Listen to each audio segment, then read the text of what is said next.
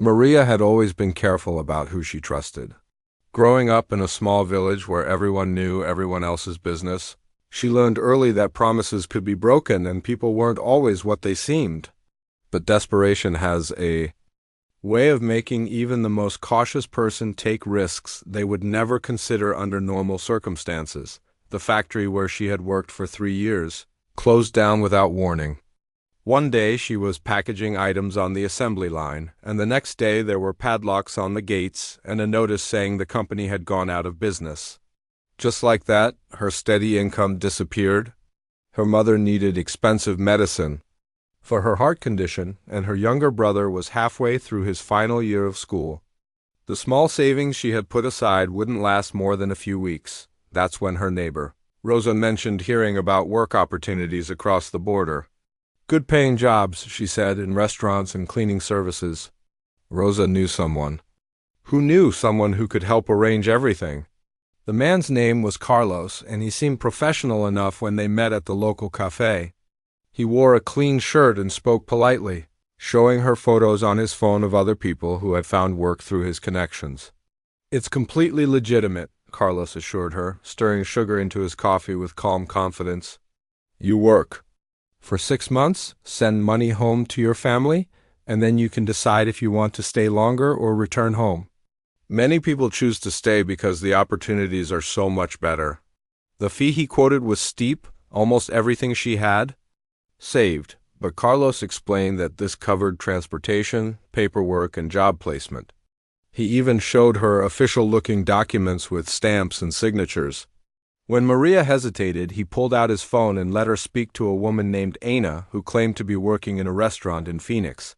Ana's voice sounded genuine as she described her job and how much she was able to send home to her family each month. "I was scared at first, too," Ana had said through the phone. "But Carlos took care of everything just like he promised. Now I have a good job and my own apartment. My children back home are in private school now because of the money I send." Maria knew it was risky, but what choice did she have?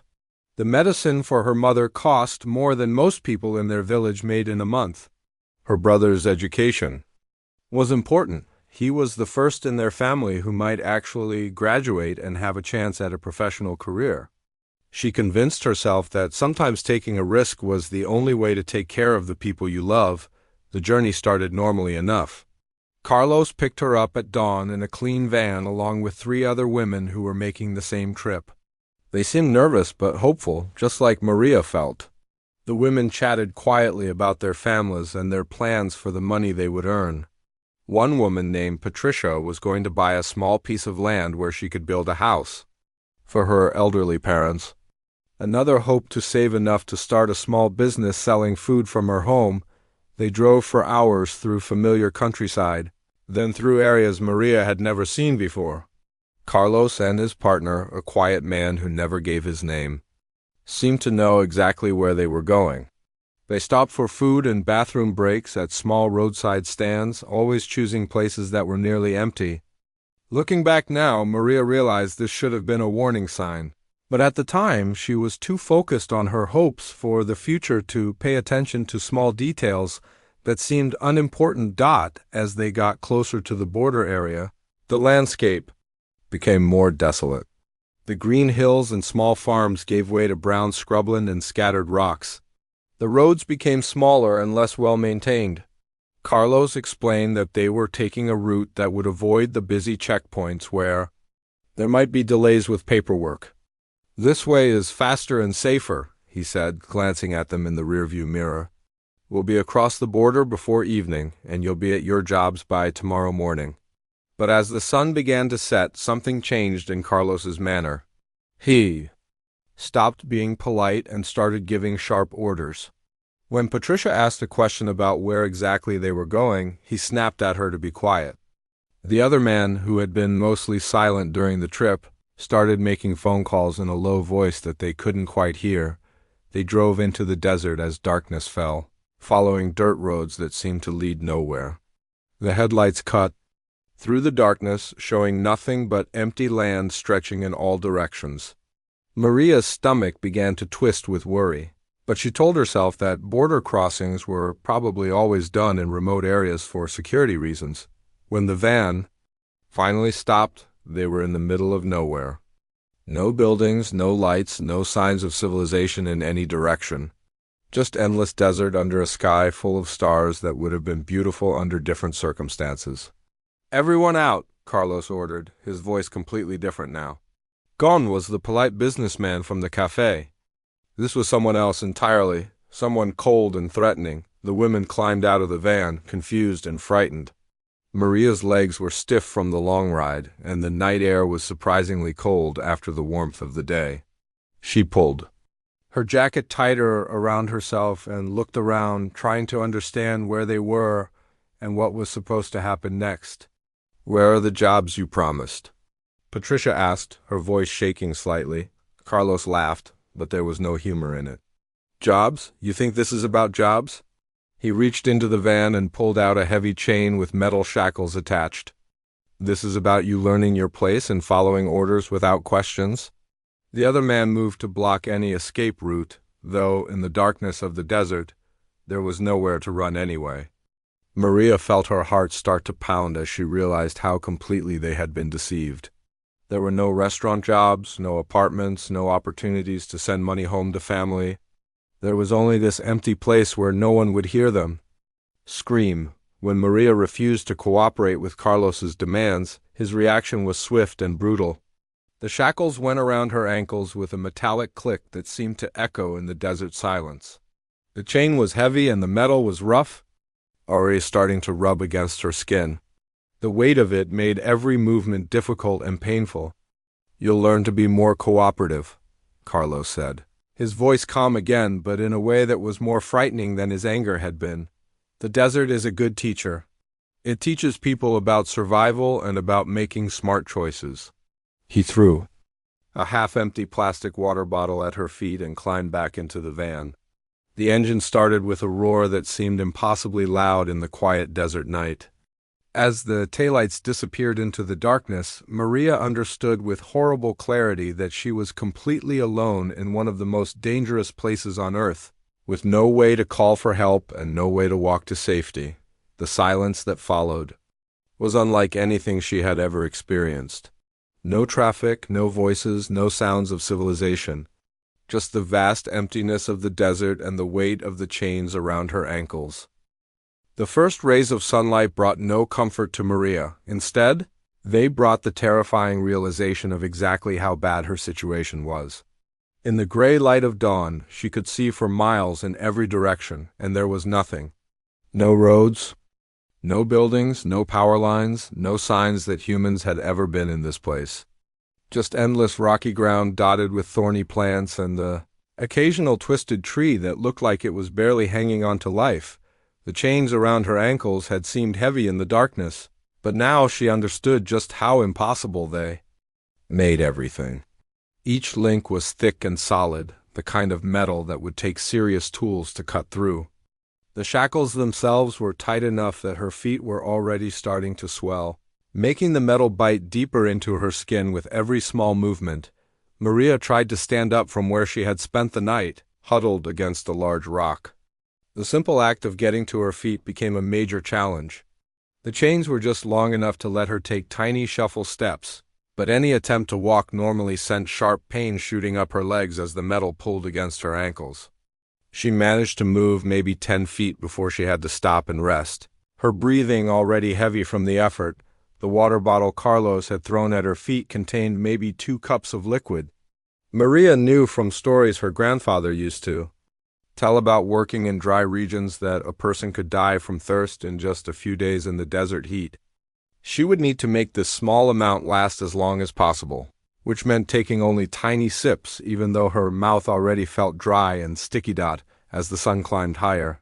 The temperature began to rise in a way that felt almost aggressive. The desert didn't just get warm, it became like being inside an oven that someone kept turning up higher and higher. The metal chains heated up too, until they were hot enough to burn her skin whenever they shifted against her ankles. She tried wrapping pieces of her shirt around the shackles, but the thin fabric provided little protection. Moving during the day quickly became impossible. Every step was agony, and the heat radiating up from the rocky ground made her feel dizzy and sick. Maria found a bigger rock that provided a small patch of shade and forced herself to stay still, even though every instinct told her to keep moving and try to find help. She had to think smarter than her panic. During those long hours, hiding from the sun, Maria's mind went to dark places. She thought about her mother at home, probably wondering why she hadn't called yet. Her brother would be getting ready for school, not knowing that his sister was chained up and dying in the middle of nowhere. The worst part was knowing that her family would probably never find out what really happened to her. They would just know that one day she left and never came back. But she also thought about her grandfather's stories of survival.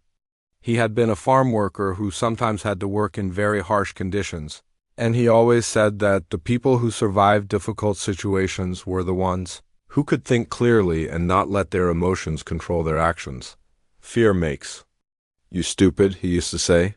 When you're scared, you make bad choices. You have to find a way to be calm in your mind, even when everything around you is terrible. When the sun finally started to go down, Maria forced herself to move again. The chains made it impossible to take normal steps, so she developed a painful shuffling technique. She would slide one foot forward as far as the chain allowed, then drag the other foot to catch up, then repeat the process over and over. It was exhausting and slow, but it was movement.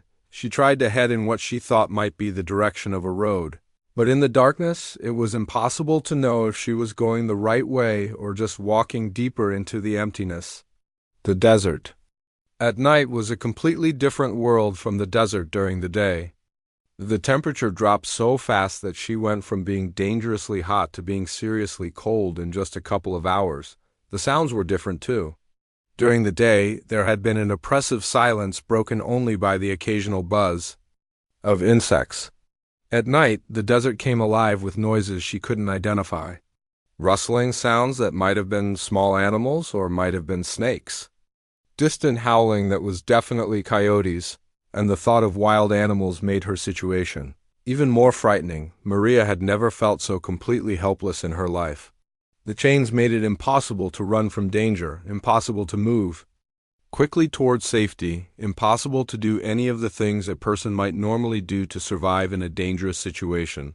She was trapped in the most basic way possible, reduced to barely being able to move at all. On the second day, the heat became even worse. The sun seemed bigger and more intense, and the air itself felt like it was burning her lungs when she breathed. Maria tried to stay in whatever shade she could find, but the shadows were small and moved as the sun traveled across the sky. She had to keep repositioning herself throughout the day, a process that became more difficult each time as her strength decreased. The tiny sips of water weren't enough. She could feel her body starting to shut down from dehydration.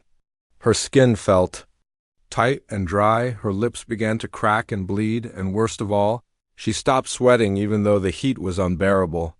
She remembered learning somewhere that when a person stopped sweating in extreme heat, it meant their body was starting to fail. Strange things began happening to her mind. She started seeing things that weren't there, shapes in the distance that looked like people or vehicles but turned out to be just rocks or plants when she looked more carefully. At one point, she was completely convinced she could hear her mother calling her name, and she used precious energy trying to call back before realizing it was just the wind. The worst part wasn't the physical pain or even the fear of dying. The worst part was the crushing loneliness and the knowledge that she was completely forgotten. Carlos and his partner had driven away and probably never thought about her again. Her family was hundreds of miles away and had no idea where she was. There was no one in the world who knew she was here, no one who might come looking for her, no one who would even know where to start searching. As the second night fell, Maria found herself talking out loud just to hear a human voice, even if it was her own. She told stories to the empty desert, sang songs her grandmother had taught her, and said prayers she hadn't thought about in years. It helped fight off the terrible silence and made her feel slightly less alone in the vast emptiness that surrounded her. She knew she probably wouldn't survive another full day in the heat. Her small water supply was almost gone. Her body was weakening rapidly, and the chains made it impossible to travel far enough to find help. But something deep inside her refused to give up completely.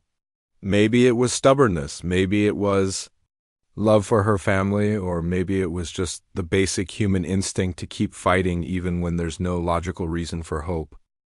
Jake had been tracking the injured Mustang for 3 days now. The horse had gotten tangled in old barbed wire near the border of his ranch, and while he had managed to cut it free, he could see from the tracks that it was still limping badly.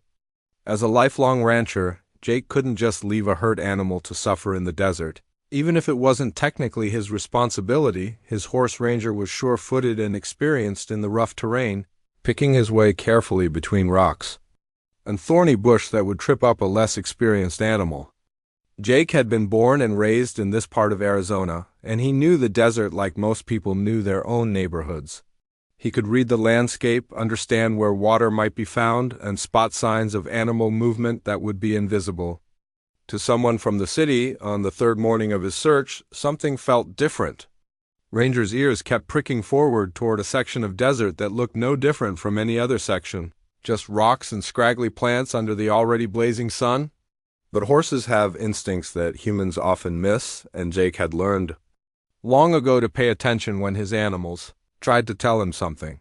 He pulled out his binoculars and scanned the area where Ranger seemed focused. At first he saw nothing unusual, just the typical desert landscape that stretched for miles in every direction. But then something caught his eye, a dark shape that didn't quite look like a rock or a plant. It was in a spot where the shadows fell differently, and it seemed to be the wrong size and shape for anything that belonged in this environment. Jake urged Ranger forward, moving carefully over the uneven ground. As they got closer, the shape became more distinct, and Jake felt his stomach drop as he realized what he was looking at. It was a person, and they weren't moving. He dismounted while Ranger was still walking and ran the last 50 yards, his boots slipping on loose rocks in his hurry to reach whoever was lying there. As he got closer, he could see it was a young woman, and she was in terrible condition. Her skin was burned red from sun exposure, her lips were cracked and bleeding, and her clothes were torn and dirty. But what made Jake's blood run cold were the heavy chains wrapped around her ankles. Ma'am, can you hear me?" Jake dropped to his knees beside her, gently touching her shoulder. She was unconscious but still breathing, though her breathing was shallow and fast. Her pulse was weak when he checked her wrist, and her skin felt hot and dry to the touch. Classic signs of severe dehydration and heat. Exhaustion. Jake had served as a medic in the Army before coming back to run the family ranch, and his training kicked in immediately. The first priority was getting fluids into her system, but he had to be careful. Giving too much water too fast to someone with severe dehydration could actually make things worse. He ran back to Ranger and grabbed his water canteen, then returned to the woman's side. Supporting her head with one hand, he carefully dripped small amounts of water onto her lips, letting just a little at a time trickle into her mouth. Some of it ran down her chin, but he could see her throat working slightly as her body automatically tried to swallow. "Come on," Jake murmured, continuing the slow process of getting water into her. "Stay with me here. You're going to be okay now?" After a few minutes, the woman's eyes fluttered open. They were unfocused at first, and Jake could see she was having trouble understanding where she was or what was happening. When she saw him leaning over her, she tried to pull away, fear flashing across her face. Easy, Jake said in the gentlest voice he could manage. "You're safe now. I'm here to help you. My name is Jake, and I'm going to get you out of here." The woman tried to speak, but only a scratchy whisper came out. Jake gave her another small sip of water and waited patiently while she gathered enough strength to try again. "Please," she finally managed to say, her voice barely audible. "The chains. Jake looked down at the metal shackles around her ankles and felt a surge of anger unlike anything he had experienced in years. Someone had done this to her deliberately. Someone had chained her up and left her to die in the middle of the desert like an animal. The shackles were tight and had clearly been on her legs for days, cutting into her skin and causing painful swelling. "I'm going to get these off you right now," Jake told her, trying to keep his voice calm despite the rage he felt. "I have tools on my horse that will cut through these chains. It might be loud, but I promise I won't hurt you." He went back to Ranger and pulled out his saddlebags, looking for the bolt cutters he always carried for fence repairs. The tools were heavy-duty, designed to cut through thick wire and metal posts, and he was confident they would work on the chains. As he walked back to the woman, he could see her watching him with a mixture of hope and fear, as if she couldn't quite believe that rescue was really happening. "This is going to make some noise," Jake warned her as he positioned the bolt cutters on the chain between her ankles. "But in just a minute you'll be free." The metal was thick and hard, and it took several attempts before he could cut all the way through the first link. The bolt cutters made a sharp snapping sound each time he squeezed them closed, and he could see the woman flinch at the noise. But when the chain finally broke apart, the relief on her face was immediate. Getting the actual shackles off her ankles was more difficult. They had been put on tight, and the swelling from being trapped in the desert heat made them even tighter. Jake had to work carefully, using a small piece of metal as a wedge to gradually work the shackles loose without causing more damage to her already injured skin. "There," he said as the second shackle finally came free. "That's got to feel better." The woman looked down at her freed legs as if she couldn't quite believe it was real. She tried to move her feet and winced at the pain, but Jake could see tears of relief in her eyes. "Can you tell me your name?" Jake asked gently. "Maria," she whispered. "Okay, Maria, we need to get you out of this heat and get some proper medical attention for you. I'm going to put you on my horse and take you back to my ranch. It's not far, and you'll be safe there while we figure out how to get you the help you need." Getting Maria onto Ranger's back was a challenge. She was weak from days without food or adequate water, and her legs were painful and unsteady after being chained for so long. Jake had to basically lift her up and help her settle into the saddle, then climb up behind her to make sure she didn't fall off during the ride-back dots as they rode slowly across the desert toward his ranch. Jake found himself thinking about what kind of person could do something like this to another human being. Leaving someone chained in the desert was attempted murder, plain and simple. But right now, the most important thing was getting Maria to safety and making sure she recovered from her ordeal. The ranch house appeared in the distance, and Jake felt some of the tension leave his shoulders. Maria was going to be okay. She was going to survive this nightmare and hopefully find a way to heal from whatever had brought her to this terrible situation. The ranch house was nothing fancy, but after days in the desert, it looked like paradise to Maria. Jake carried her inside and straight to the guest bedroom, a simple room with clean white sheets and curtains that blocked out the harsh desert sun. The air conditioning felt like a miracle against her burned skin, and the softness of the bed was almost overwhelming after sleeping on rocks and hard ground. Jake's medical training from his army days proved invaluable in those first critical hours. He knew that someone who had been severely dehydrated couldn't just drink large amounts of water all at once. Instead, he gave Maria small sips of an electrolyte solution every few minutes, monitoring her carefully for signs of improvement or distress. He cleaned and bandaged the wounds on her ankles where the shackles had cut into her skin, applying antibiotic ointment to prevent infection. "I should take you to the hospital," Jake said gently as he finished wrapping her ankles. "You've been through a serious medical emergency, and doctors should check you over properly." But Maria shook her head weakly. The fear in her eyes was unmistakable. She was terrified of leaving the safety of the ranch, terrified of being around strangers, terrified that somehow Carlos and his people might find her if she went to a public place like a hospital. Jake could see that pushing the issue would only make her panic, so he made a different decision. "Okay," he said calmly. "We'll take this one day at a time. But if you get worse, or if I think you need medical care I can't provide here, we're going to the hospital whether you want to or not. Deal?" Maria nodded gratefully, and Jake could see some of the tension leave her shoulders. For the first time since he had found her, she looked like she might actually believe she was safe. The first week was the hardest.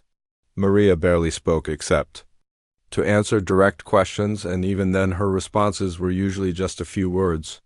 She would accept food and water from Jake, but she flinched whenever he moved too quickly or came too close.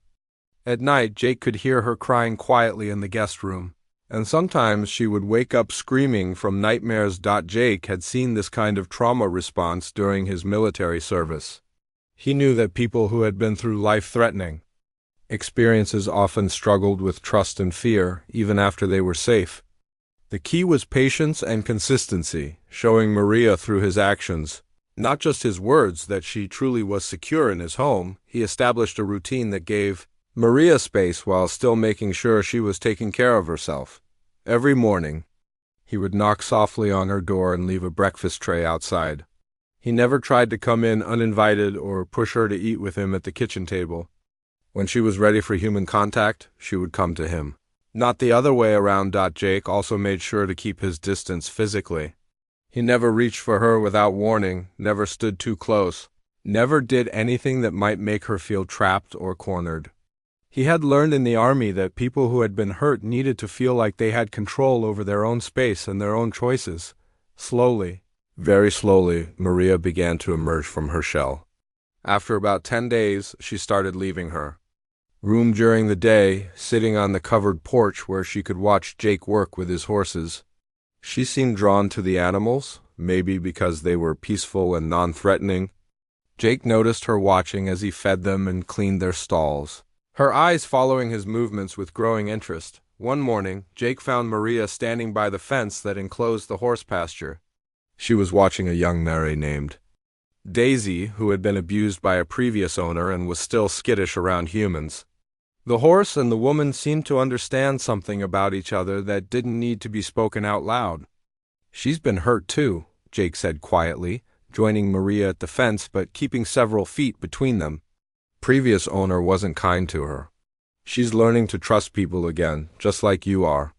Maria looked at him with surprise, as if she hadn't expected him to understand what she was thinking. It was the first time she had made real eye contact with him since that day in the desert. "Can I?" Maria's voice was still soft and hesitant. "Can I help with the horses?" Jake felt a surge of hope. People who were healing often found comfort in taking care of other living things. It gave them a sense of purpose and control that could be incredibly therapeutic. "I'd like that," Jake said simply. Daisy could use a gentle touch. She's been waiting for someone who understands what it's like to be afraid. Working with the horses became Maria's lifeline. She had a natural way with animals, speaking to them in soft Spanish and moving with a patience that the more nervous horses responded to immediately. Jake taught her how to brush them, how to clean their hooves, and how to prepare their feed.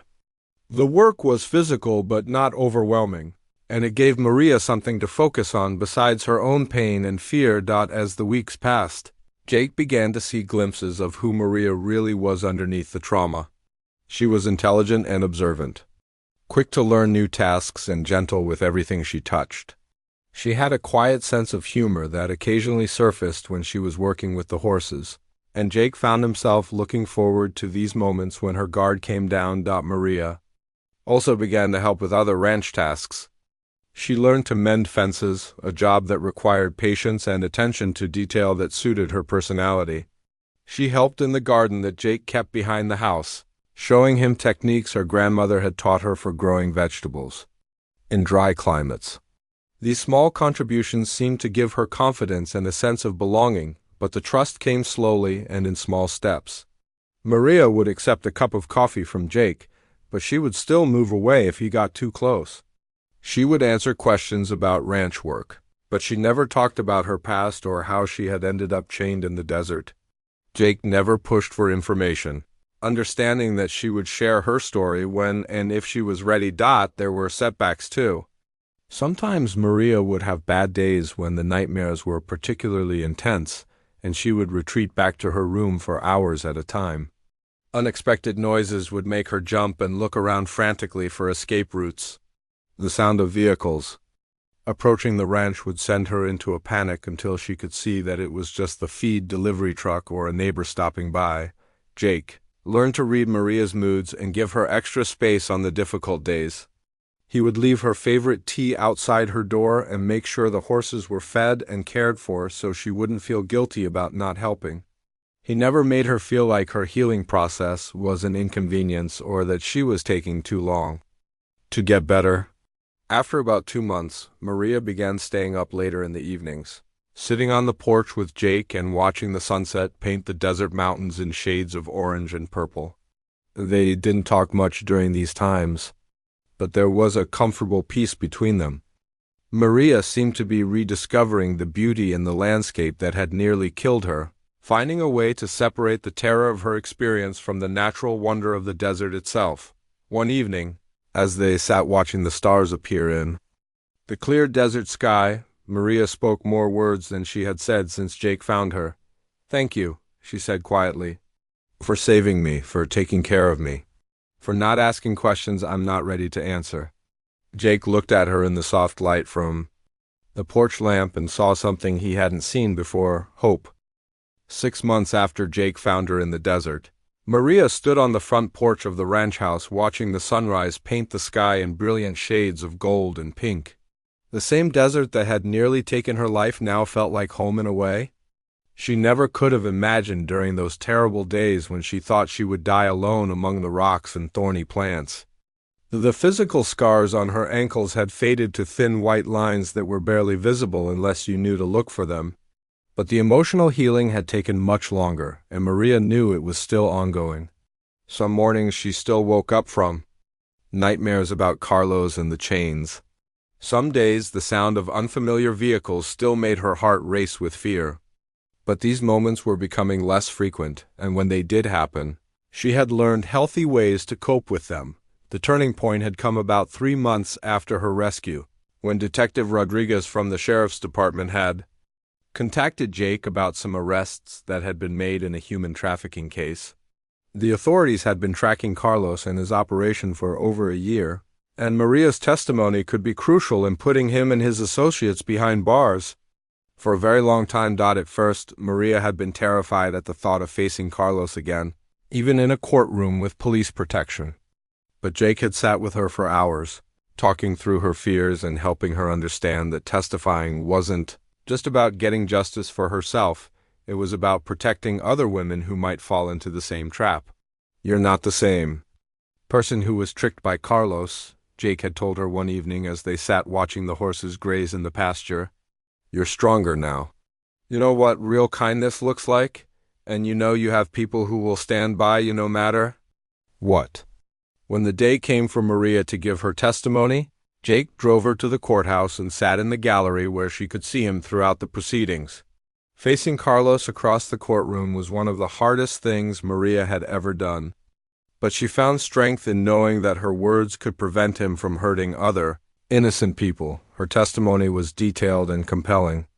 She described how Carlos had gained her trust, the promises he had made about legitimate work, the long drive into the desert, and the horror of being abandoned with chains around her ankles. The prosecutor told her afterward that her courage and speaking out had been instrumental in securing convictions against Carlos and 3 other members of his trafficking ring. The media attention that followed the trial was overwhelming at first. Reporters wanted to interview Maria about her experience, and victim advocacy groups invited her to speak at events. But Maria wasn't ready for that level of public exposure, and Jake helped shield her from the pressure while she decided what she wanted to do with her newfound voice. During this time, Maria had also been working on resolving her legal status in the country. The immigration lawyer that Victim Services had connected her with explained that as a victim of human trafficking, she was eligible for a special visa that would allow her to stay in the United States legally and eventually apply for permanent residence. The process was complicated and involved a lot of paperwork, but Maria was determined to do everything properly. Jake had offered to help with the legal expenses, but Maria insisted on paying her own way. She had been working as a legitimate ranch hand for several months by then, earning honest wages for the first time since leaving her home village. The work was physically demanding but satisfying, and she took pride in knowing that she was earning her place rather than depending on charity. The horses had played a huge role in Maria's healing process. Working with them had taught her that trust could be rebuilt, that damaged spirits could recover, and that gentleness was often more powerful than force. Daisy, the Mara who had been abused by her previous owner, had become especially attached to Maria. The bond between the traumatized woman and the traumatized horse had been therapeutic for both of them. Maria had also started sending money home to her family just as she had originally planned to do. The amounts were smaller than what Carlos had promised, but they were real and honest, earned through her own hard work. Her mother's heart medicine was being paid for, and her brother was able to finish his final year of school. When Maria called home each week, she could hear the relief and pride in her mother's voice. The relationship between Maria and Jake had evolved slowly and naturally over the months. What had started as a rescue situation had grown into a deep friendship built on mutual respect and understanding. Jake had never pressured Maria for anything beyond what she was comfortable giving, and his patience had allowed her to heal at her own pace. As Maria's confidence grew, Jake found himself falling in love with the strong, resilient woman she had become. But he was careful not to let his feelings create any pressure for her. He knew that Maria needed to feel completely free to make her own choices about her future, without feeling obligated to him because he had saved her life. The conversation about their feelings finally happened on a warm evening in late spring.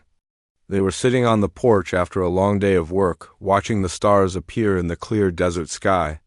Maria had been unusually quiet during dinner, and Jake could sense that she had something on her mind. "Jake," Maria said finally, her voice steady and clear, "I need to tell you something." Jake felt his heart skip a beat, not knowing what to expect. Over the months, he had learned to read Maria's moods pretty well, but tonight felt different somehow.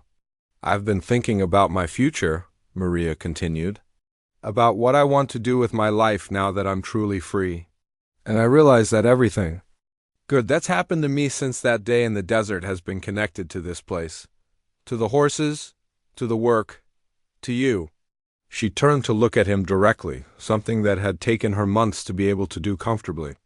"I know you saved my life, and I know I can never really repay that debt. But I don't want to stay here just because I'm grateful. I want to stay because this feels like home. Because working alongside you feels right. Because I think we make a good team." Jake felt a smile spread across his face. "Maria, you don't owe me anything. You never did. But if you want to stay, if you want to build a life here, then there's nothing that would make me happier." "I want to stay," Maria said firmly. "I want to be your partner in running this ranch. I want to help you care for the horses, especially the ones who need extra patience and understanding. And I want to use my story to help other people who might find themselves in situations like I was in." As Jake reached for her hand and she didn't pull away, both of them understood that they were beginning something new together.